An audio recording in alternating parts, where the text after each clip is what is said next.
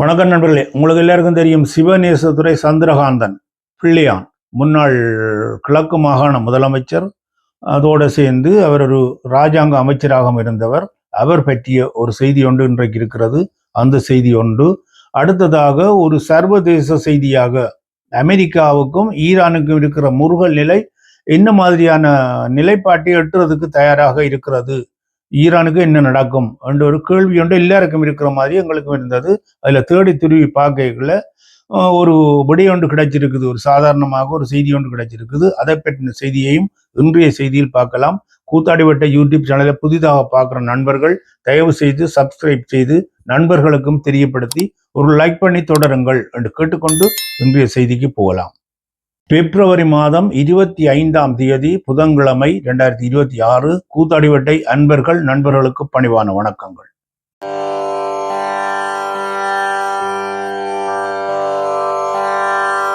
உங்களுக்கு எல்லாருக்கும் தெரிஞ்ச விடயம்தான், பிள்ளையான் கைது செய்யப்பட்டது.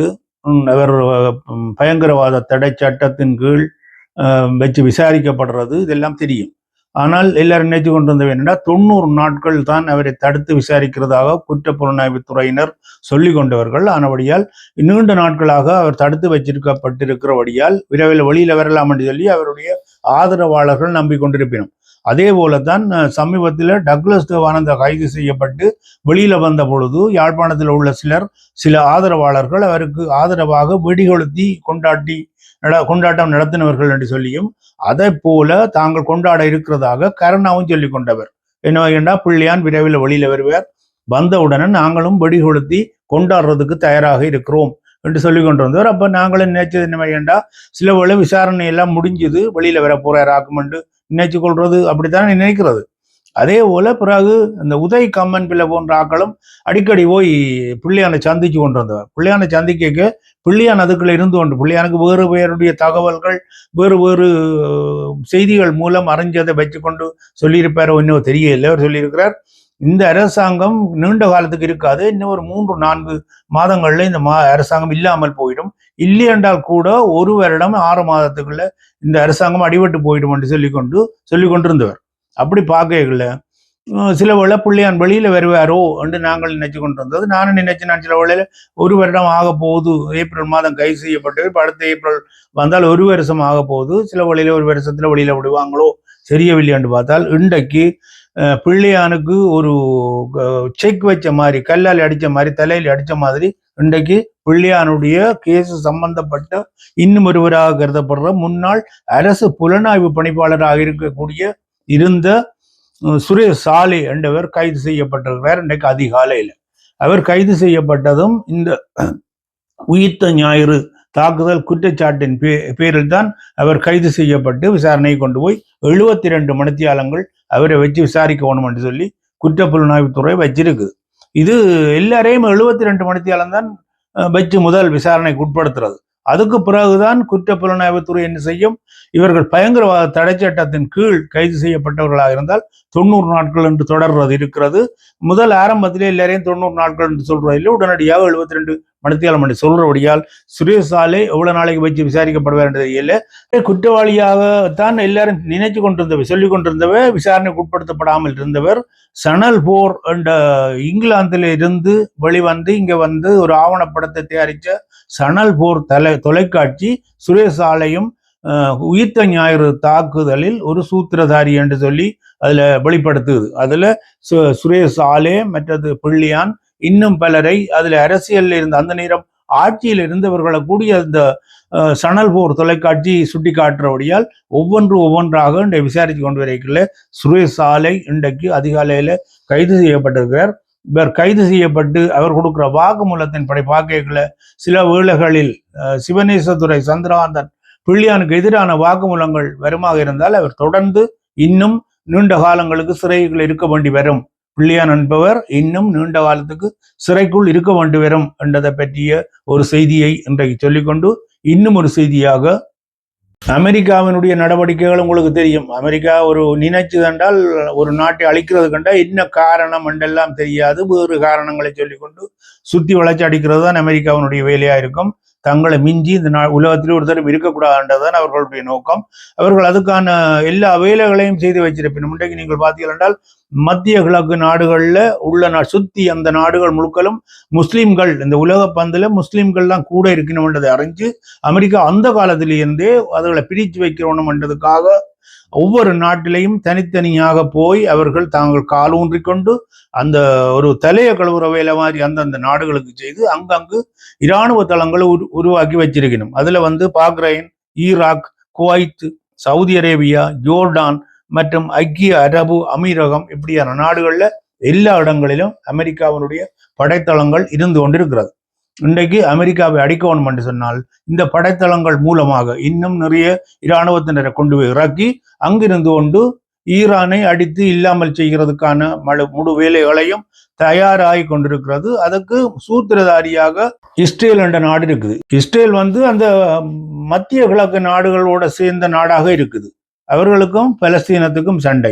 அந்த பலஸ்தீனத்துக்கு ஆதரவாக இருந்து கொண்டிருந்த சில அமைப்புகள் 2-3 நாடுகளில் ஜோர்டான்ல இருந்து கொண்டிருந்த அமைப்புகள் இருந்தது. வேற ஜெர்மன் என்ற நாட்டிலிருந்து சில அமைப்புகள் இருந்து செயற்பட்டு கொண்டிருந்தது. இப்படி செயற்பட்டு கொண்டிருக்கைகள் இவைகளுக்கு ஆதரவாக ஈரான் கொஞ்சம் கூடுதலான ஆதரவை வழங்கி ஆயுதங்களை வழங்கி கொண்டிருந்ததாக குற்றச்சாட்டப்பட்டு ஈரானுக்கும் இஸ்ரேலுக்கும் நேரடியான ஒரு முறுகல் நிலை பரஸ்பரம் விமான தாக்குதல்கள் நடந்திருக்குது, ஏவுகணை தாக்குதல்கள் நடந்திருக்குது.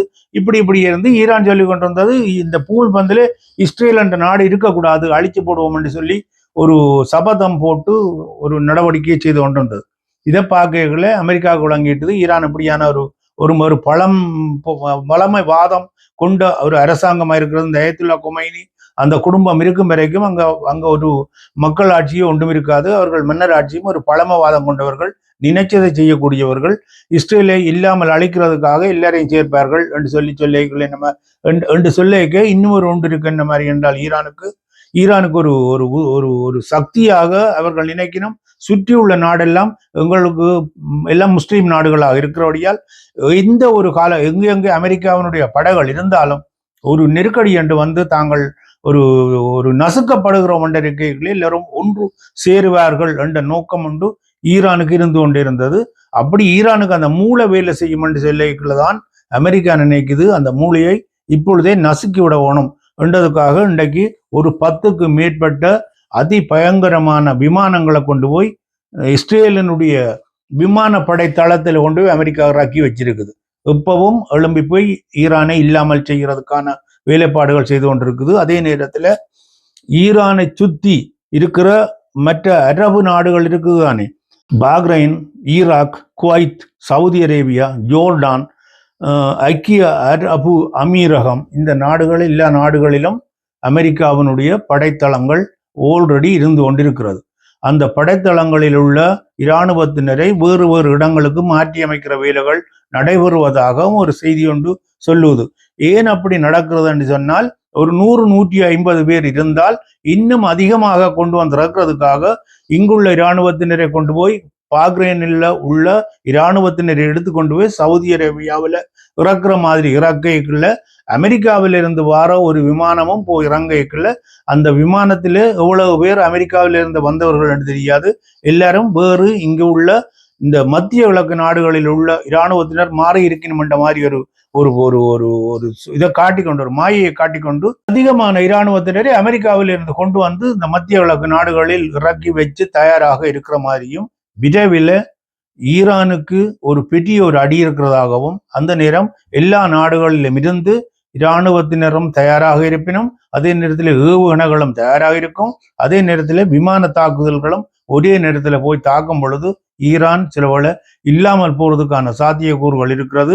வேற நாடுகள் மற்ற சுத்தி உள்ள இந்த இஸ்லாமிய நாடுகள் சிந்திக்கிறதுக்கு முதல் ஒரே இரவில போய் அடிச்சு முடிக்கிறதுக்கான அத்தனை வேலையையும் அமெரிக்கா செய்து கொண்டிருக்கிற மாதிரி தான் இன்றைக்கு அமெரிக்கா நகர்ந்து கொண்டிருக்கிற நகர்வுகளும் இஸ்ரேலில் கொண்டு போய் இறக்கி வச்சிருக்கிற இந்த விமானங்களையும் பார்க்கல அப்படி ஒரு அச்சத்தை ஊட்டுவது. இது ரொனால்டு ட்ரம்ப் அப்படியான ஒரு நடவடிக்கை செய்யக்கூடியவர். முன்ன ஒரு காலத்துல ஜோர்ஜ் புஷ் செய்த மாதிரி அதை விட 2 மடங்கு செய்யக்கூடியவராக இருக்கிறவர். அப்படி செய்யக்கூடிய ஒரு ஆளண்டபடியால் இப்ப ஒரு அச்சம் இருக்கிறது. இன்றைக்கு ஈரானுக்கு என்ன நடக்குமோ தெரியாது. இன்னும் ஒரு 2-3 மாதங்களுக்குள்ள ஏதாவது அசம்பாவிதம் நடந்தாலும் இல்லை என்று சொல்றதுக்கோ அதை தவிர்க்கிறதுக்கோ முடியாது என்று சொல்லிக்கொண்டு இன்றைக்கு இந்த செய்தியை இத்துடன் முடித்துக்கொண்டு இன்னும் ஒரு செய்தியில் சந்திப்போம். கூத்தாடிவட்ட யூடியூப் சேனலை புதிதாக பார்க்குற நண்பர்கள் தயவு செய்து சப்ஸ்கிரைப் செய்து தொடருங்கள். நண்பர்களுக்கும் முடிந்தவரை தெரியப்படுத்துங்கள். உங்களுடைய எண்ண கருவில ஒன்று ஓடும். இந்த செய்தி பற்றிய என்னுடைய செய்தி பற்றிய ஒரு கருத்து ஒன்று வரும். அந்த கருத்தை தயவு செய்து கருத்து பகுதியில் பதிவிட்டு விடுங்கள் என்று கேட்டுக்கொண்டு இன்னும் ஒரு செய்தியில் சந்திக்கும் வரை மகிழ்ச்சியாக இருப்போம். மகிழ்ச்சியானதை செய்வோம். மகிழ்ச்சியானதை பற்றியே அடுத்த அடியெடுத்து வைப்போம். நன்றி, வணக்கம்.